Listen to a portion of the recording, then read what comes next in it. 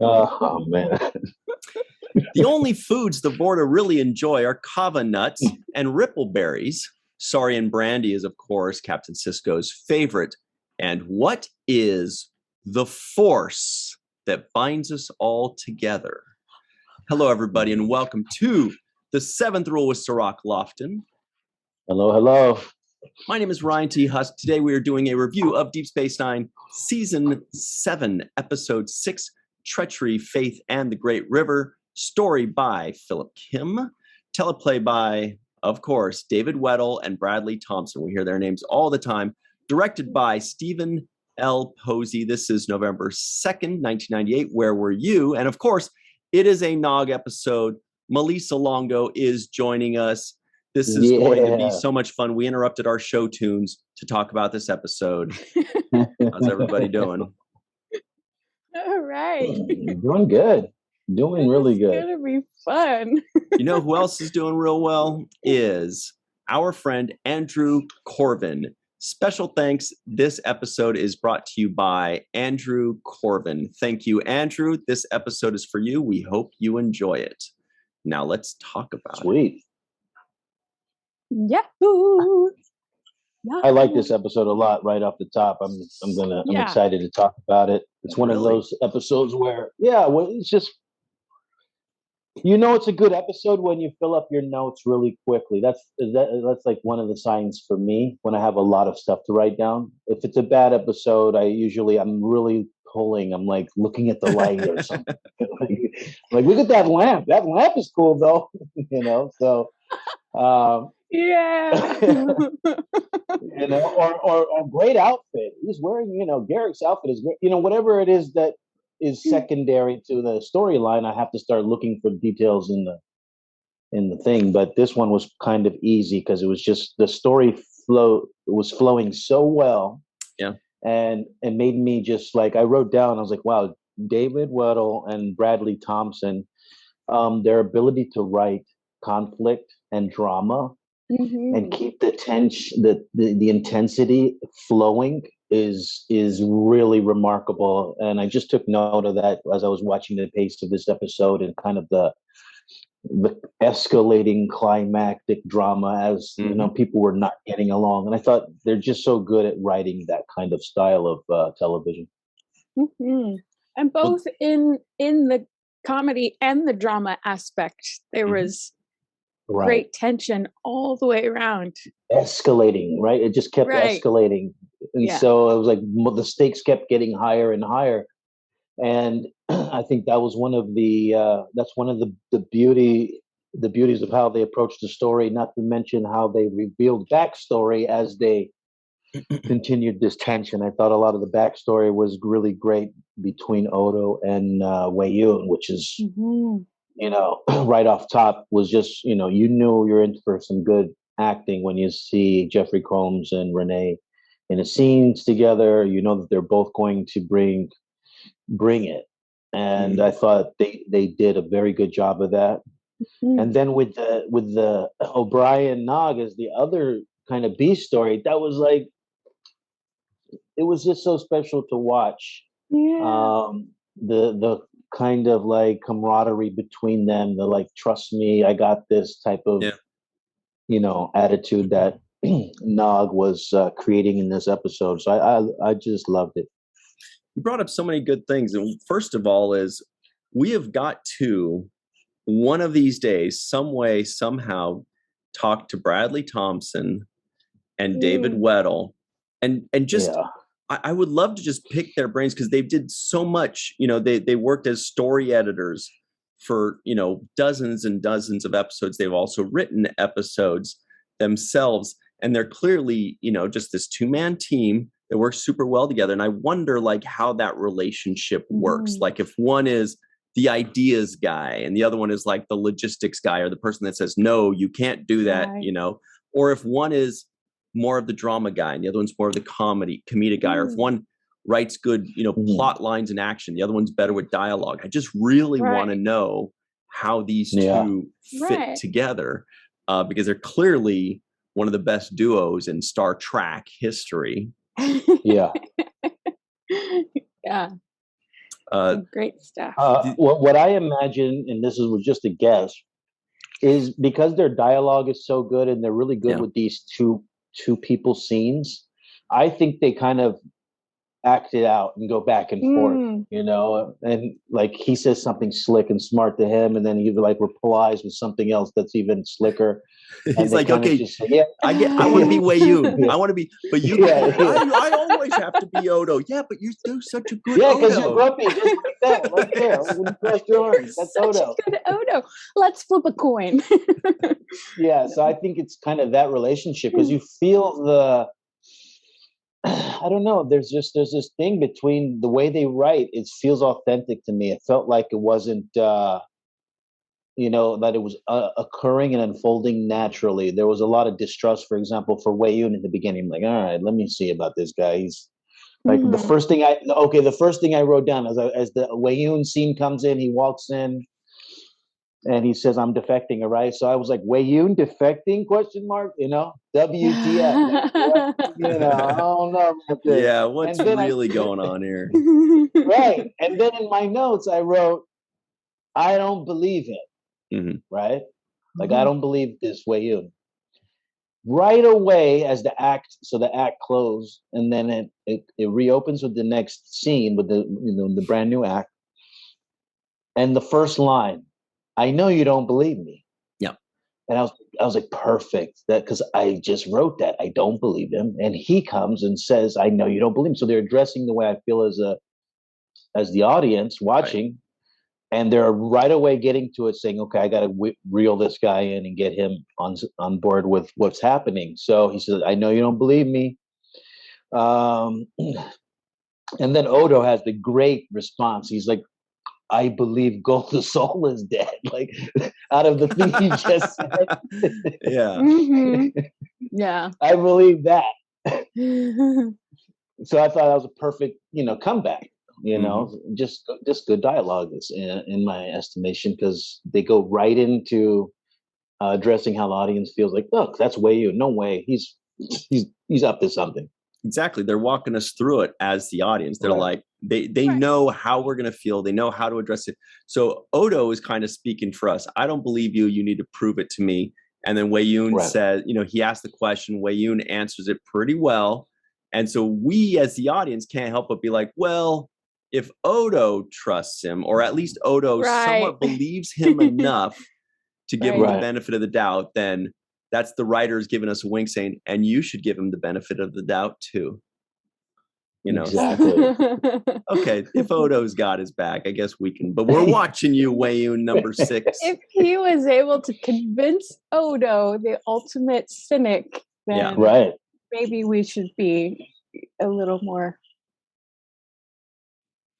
I 100%. Did you guys feel like, not to change the subject, but this is what's been kind of sitting on me all day, besides these Beyond bratwursts that I had last night.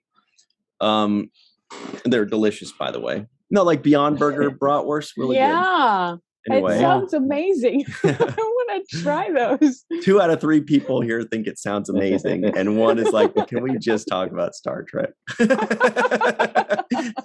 So, but one thing that's been sitting on me is how this very much the other plot, the I guess technically maybe the B plot, Nog's story with Chief O'Brien felt so much like the Jake and Nog hijinks episodes that we've seen in the past. The self-sealing stem bolts in progress, the baseball card one that we saw like last season. There were 1 or 2 others like that. But now, Chief isn't his willing partner like Jake was. Chief O'Brien's not, it's not like a tag team. It's kind of like Nog is doing it on his own and proving it to Chief O'Brien. And then I find myself thinking, well, I wonder if it would be more fun. It would be more fun for me if Jake Sisko was there with Nog doing it. But then I can understand how Chief O'Brien's like, dude, we can't give a civilian my security codes. I could give it to you maybe, and I'm regretting it. But it definitely had that feel of another one of those Jake and Nog hijinks, switch this for that and that for this. And I wonder if that was just something that's been sitting on the back burner for a couple seasons, where they wanted to see, Nog doing one on his own, or if it's just kind of feels like it probably just came together organically. Like they just needed this story, and they're like, well, we've seen Nog do this before. We know he's capable of it, and it just kind of fell into place. I feel like it fell into place pretty easily. Yeah, well, and it felt like it was the first time that Starfleet and his full-fledged Ferengi mode combined together and worked for the greater good. He used all of his Ferengi skills and all of his Ferengi knowledge and all of his big Ferengi ears, rather than his first set of ears, because they learn about the Great Continuum when they still have when they still have their first set of ears, which raises so many questions. But they're like their teeth. They shed them and then they get. Yeah. I wonder if they have like 10. Like every year they just get a new set of ears that shed off, and then they come and in. Do they like keep molting. them like in a jar? As this is my first set of. And then if it's like super flaky, like snake skin, like molting, and then they could just add water and it turns into like oatmeal. Oatmeal? Oh, don't know about that. Lobe meal. I haven't seen shedded snakeskin oatmeal, but that's maybe something new. No, but I definitely loved. I have to agree with you that it did remind me of the stories that Jake and Nog had already, experienced. Yeah, and it felt like he was bringing that kind of playfulness and experience that we had seen to O'Brien now. So he's basically saying, hey, O'Brien, let me show you how I grew up and what I know how to do outside of Starfleet training and protocol. So I thought, and this is what I learned growing up on the promenade and getting into trouble with Jake. So I think that really was appropriate. I almost expected him to hit me up. I expected to see myself in this episode. But more like somebody who was being used in the process. Like, hey, Jake, I need your, whatever it is that I have. Like, I need that thing that you have, that Willie Mays, that Willie Mays card that you have. I need to borrow it for 3 days, or something like that. Like, why do you need my card for? That kind of I expected him to be trying to, reel me in as part of this mass exchange of, goods in order to get what he wanted.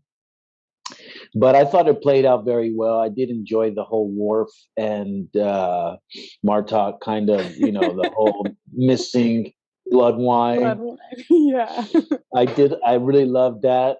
And just the stuff that Aaron does when he plays Nog, that is fantastic. And one of those things that I wanted to highlight was the playfulness in the beginning of the whole idea. Yeah. O'Brien is kind of like stressed out. First of all, so what's up with Sisko? He was on one. Like he was like, it'll take 3 weeks. He's like, you got 3 days. I'm like, yeah, that's like something happened. Yeah, I'm like, Cassidy must not be picking up his phone call or something. Or maybe he's been sleeping on the couch for a couple days, and something's going on because he was just like not giving any kind of rope on that situation, because it was clearly outside of O'Brien's controls. Not like he has to work faster or he has to get bigger crew of guys. He's basically saying, it's like when you go to the dealership and you need a part, they're like, we're ordering the part. So it's only as fast as the mail gets there, right? With Sisko, I was half expecting, because it's ripe for comedy. Because I'd forgotten how this ended. I was half expecting him to call in Chief O'Brien at the end and just say, oh, Chief, I need you to blah, blah, blah, whatever like that. And he just kind of goes, am I gaining weight?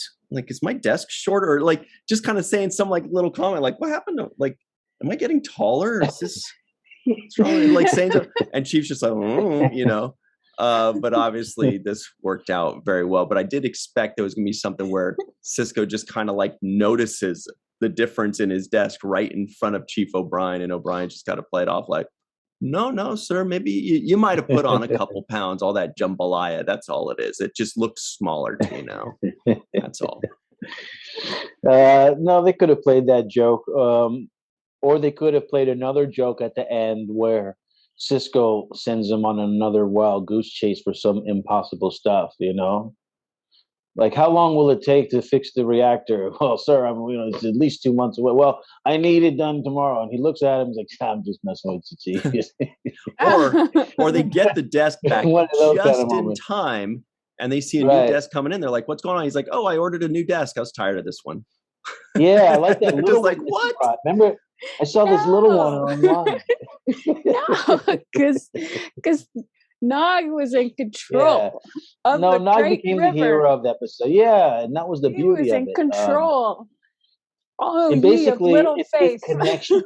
Yeah, Nog has built up a network of connections by being a hustler, and by being clearly, a Ferengi. Yes, and those kinds of connections come in handy when you need to move the needle on certain things, and you have to make things happen faster than usual. It's actually interesting because one of the things as I was watching this, and first of all, I want to finish giving my props to what Aaron did in this episode, in this particular scene. But essentially, O'Brien says to Nog, "Don't do anything I wouldn't do." Oh yeah. Yeah, right. And Nog's everything like, he wouldn't do. Right. Nog kind of gives him a look like, okay. And then, he says something to the effect of, I can't operate under those conditions. Yeah. I love that line, and I love the way he delivered it. It was just like, I can't do that, right? It was just one of those, it was so well delivered, I thought.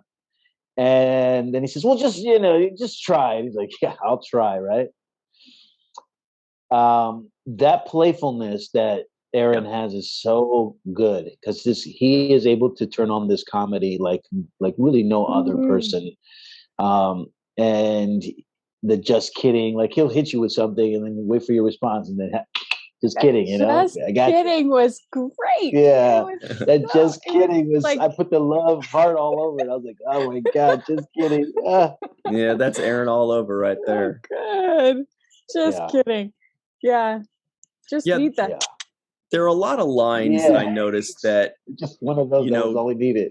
Aaron probably read it differently. Sometimes actors read something differently than you think the writer may have envisioned it when they wrote it down. Like just a regular yes, sir, or right away, somebody will add something to it where the writer wasn't thinking about that. But when the actor makes that decision and adds something to it, it just gives it more layers and it makes it better. And Aaron was doing that all over the place in this. He kept adding, he kept adding basically a little bit of Aaron flavor into some of these deliveries, which just gave it so much more. There's no wasted lines. Every line had a little extra into it. It was really fun to watch him do that. And, that's what we loved about Aaron, the actor I loved about him before I met him, as well as after. This is what everybody loves about Nog, the character. This is why so many people love him so much, is because there's just so much humanity and personality in every scene with him.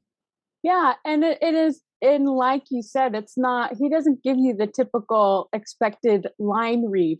When I wrote down when the way he said, when Chief was asking about where the captain's desk was, and the way Nog says, I just loaned it to someone. His reaction, the way he said it, it was like, that is so good. That is a great line read. It was just, And then he went into the story about, this guy who wants to take a picture. Oh yeah, that guy. Which guy was that? I forgot the guy's name. Al Lorenzo. Yeah. Oh, yeah. Al Lorenzo. Yeah. You know, there was another guy that delivered a line, and it was only 2 words, and for some reason it just cracked me up, and that was Damar. And I was just like, that is such a Damar way to deliver that. And the line was just, your face. And it was when the female changeling was getting all crusty faced. Oh, yeah. And then and then most characters, I should say, when they're talking to a god or your superior and there's something wrong with their face, they'd be like, what do you look at? Oh, your face, you know, like Wei-Yun would be like, your face. Your face. Right? He would deliver something all snivelly and looking up. But Damar was just like, your face. Like accusing, like why are you making me look at that garbage? You know, like he was accusatory the way he said your face, and he just like lasered it at her. I was like, God, so insensitive. I loved it. Yeah, he was offended by it. Yeah, he was offended by it. Like your face. What do you think? Like you're making faces at me. Like what is it? The hell is that? Your face. And then when the founder did the concentration move and smoothed it back out again, and Damar, as he was walking away, he added again another line that I thought well delivered. Something's wrong with her. I don't know what her damn problem is, but you go figure it out, Wei-Yun. Something wrong with that. Your gods are she can say whatever she wants, but I don't believe it. Yeah. Something's wrong. Oh my God. Yeah, he's like, hey, I ordered a pizza, not a pizza face. Oh no. Oh. Speaking of pizza. Wow. Yeah. Where okay, Cirroc, where is Malissa gonna go with this?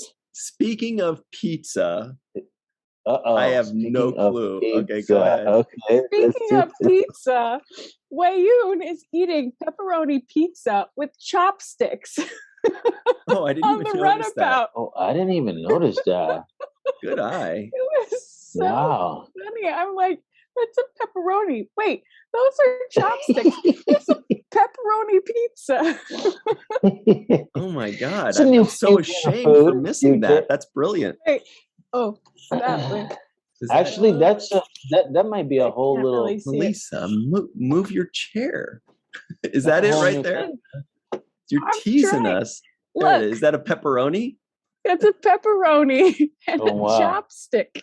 And then when they put it on the plate, you could see the pizza and the other chopstick. Oh, so I'm coining the idea right now. Pizza, sushi. You heard it here first, ladies and gentlemen. Oh. Okay. You roll it up, you slice it up, yeah, and you eat it with chopsticks. Instead of rice, you have the dough, the bread, and then the meat or cheese or whatever. So he's eating it with one chopstick, one pepperoni, and the other. Wow, that is brilliant. Yeah. I love it. I'm sure that must have been on the script somewhere. Make sure you comment down below if you'd like to invest in Pizza Sushi, the business. Yes, everybody in the comments below, let us know if you would like to invest in Cirroc's idea, and if it goes well, it's Cirroc's and Melissa's idea. And let us know how much. Say, no consortio. Yeah, right. Scale of 1 to 10, how great of an idea is it? And secondarily, how much are you willing to invest? Come on. Pizza, sushi. It's the name tells it all. It's sushi. Self-explanatory. Kind Not of. because of Wei-Yun. Kind of. All right. I think we're going to have to jump to our break, everybody. So this will give you more time to think about pizza sushi. And we'll get into so much more. There was a lot of really big picture things that were added to this episode as well, which is brilliantly weaved into the episode. Should I say it was brilliantly woven into it? My bad. Anyway, we'll be right back, everybody. Stick around, and it's the 7th rule.